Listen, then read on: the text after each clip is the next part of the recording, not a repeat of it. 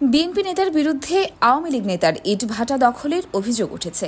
বিভিন্নভাবে চেষ্টা করেও ইট ভাটাটি দখলমুক্ত করতে পারছেন না আওয়ামী লীগ নেতা। এতে বিপুল পরিমাণ অর্থ লোকসানের পাশাপাশি আর ইট ভাটা চালু করতে না পেরে প্রশাসনের দ্বারে দ্বারে ঘুরেও তিনি ব্যর্থ। নওগাঁর পত্নীতলা উপজেলার আমাইর ইউনিয়নে 2017 সালে শহীদুল ইসলাম, রফিক ইসলাম এবং ইয়াসিন আলী যৌথভাবে একটি ইট ভাটা স্থাপন করেন। তিনজনের মধ্যে শহীদুল ইসলামের 50%, রফিকুল ইসলামের 25% এবং ইয়াসিন আলীর 25% অংশীদারিত্ব ছিল। 2018 সালে রফিকুল ইসলাম তার অংশীদারিত্ব বিক্রি করেন শহীদুল ইসলামের কাছে।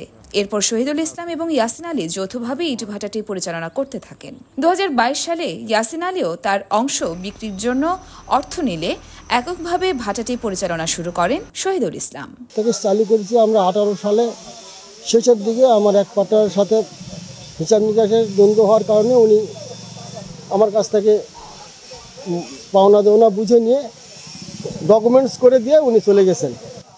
তারপর থেকে আরেক পার্টনার ছিল, উনি আমার সাথে আরও 2 বছর চালাইছে। ওনার অর্থনৈতিক সমস্যার কারণে উনি ঋণগ্রস্ত হয়ে তার কাছে আমি টাকা পয়সা পাই। আমার কাছে চেকও জমা দিয়েছে।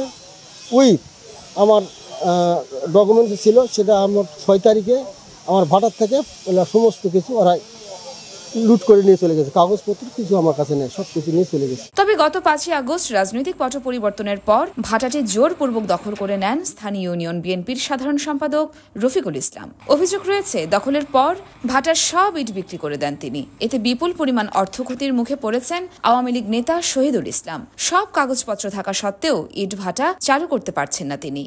এই যে 5 তারিখ সরকার পরিবর্তন হওয়ার পর 6 তারিখে যায় করলো কি, কিছু লোকজন লাগিয়ে দিয়ে 58,000 ইট নিয়ে চলে গেল। রফিকুল মেম্বার সহ, এই যে জিয়া, ইয়াচিন এরা সহকারে। এরপর একটা মিথ্যা মামলা 19 সালে একটা গাছ কাটা মিথ্যা মামলা দিয়ে আমরা 4 বাপ বেড়াকে অ্যারেস্ট করে নিয়ে যাই। ওই দিন সারাদিন ইট ঢোয়াইছে। তারপর থেকে মালিক সমিতি আমরা সরপূর্ণ হই। মালিক সমিতির সেক্রেটারি মন্টু চৌধুরী আসে, জরিপ করে 6,49,000, যার মূল্য হলো 64,90,000 টাকা। এই ইটটা উনি সমুদয় বিক্রি করে দেয়। আমার আব্বা মব সিস্টেমের মাধ্যমে গুন্ডা বান্ডা লাগিয়ে দিয়ে নওগাঁ সদরে ধরে ওনাকে ওখান থেকে জেলা হতে দেয়, দিয়ে ওখান থেকে একটা মিথ্যা মামলা দিয়ে আমার আব্বাকে অ্যারেস্ট করে দেয়। অন্যদিকে অভিযুক্ত বিএনপি নেতা রফিকুল ইসলামের দাবি, 2 বছর আগে আওয়ামী লীগ নেতা শহীদুল ইসলাম প্রভাব খাটিয়ে ইট ভাটাটি তার কাছ থেকে দখল করে নিয়েছেন। এখন রাজনৈতিক পট পরিবর্তনের পর তিনি তা দখলে নিয়েছেন। ওই একদিনও আসেনি, যতগুলো অন্যায় করেছে এখানে ওই আশাই পারবে না। আমাদের যে 5 তারিখের পরে যে টাকাটা দেওয়ার কথা তাও দেয়নি। মারবো না, কাটবো না, ও যদি লাটালি আসে ছাড় পাবে না। দেনা পাওনা বুঝায় দিয়ে ওই ব্যবসা করে। এক পর্যায়ে কথা হয়ে গেছিল 5 তারিখের পর, ওনার কাউন্সিলেতেই বসা হয়েছিল। সেনাবাহিনী নেতাও, সেনাবাহিনী ওই সেনাবাহিনীর কাছে অভিযোগ করেছিল। আমরা খেতে করে ওই হারে গেছে, করে ওই হারে গেছে। ও এখন বলতেছে যে আমার কাউন্সিলেতে আসুন। সেনাবাহিনী বলে যে আপনারা টাকা নেবেন, আপোষ করবেন। আমাদের এতদিন ঘুরেছেন ছিল, সেটা যদি দেয় তাহলে আমরা আপোষ করতে রাজি আছি। তবে ইট ভাটা মালিক সমিতির নেতারা বলছেন, এই ভাটার বৈধ মালিক শহীদুল ইসলাম। বিএনপি নেতা রফিকুল ইসলাম জোরপূর্বক দখল করে নিয়েছেন এই ভাটাটি। ওনারা দীর্ঘদিন থেকে ওখানকার স্থানীয় রফিকুল নামে একজন ভদ্রলোক, ওনারা যৌথভাবে ইট ভাড়া তৈরি মানে প্রথম থেকেই শুরু থেকেই ছিলেন।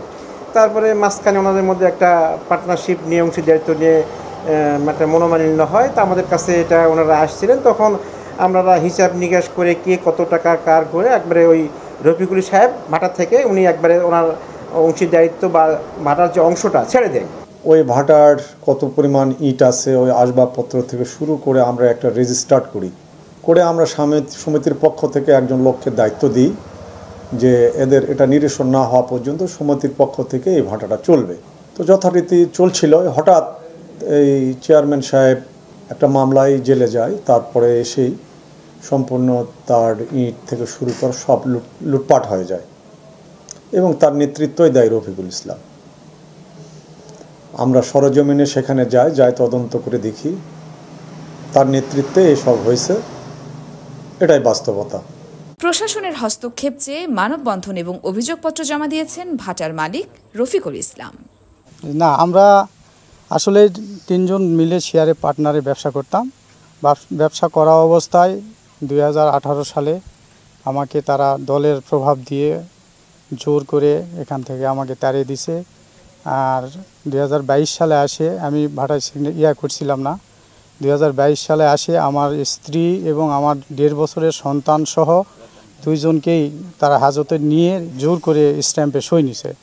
তো তারপরে 22 সালে আসে আমার এই তৃতীয় পক্ষ ইয়াসিন আলী ছিল, সে আমাকে তার অর্ধেক অংশ দিয়ে এই ভাটার পার্টনারশিপ আবার তৈরি করার পর থেকে আমাদের এই ভাটাতে আমাদের এই শেয়ারগুলো আমার যে সঙ্গে যে ইয়াসিন তারপরে জিয়াউর রহমান এরা যে শেয়ার আছে আমাদের 22 সালে এখান থেকে পিটে মারে দাবড়ে দিয়ে আমাদের উপরই আবার চাঁদাবাজি মামলা করার পর এই তো এমন তো অবস্থায় এই তো আগস্টের 5 তারিখে আসে, 2024 সালের আগস্টের 5 তারিখে উনি এই ভাটাতে আর প্রবেশই করেনি।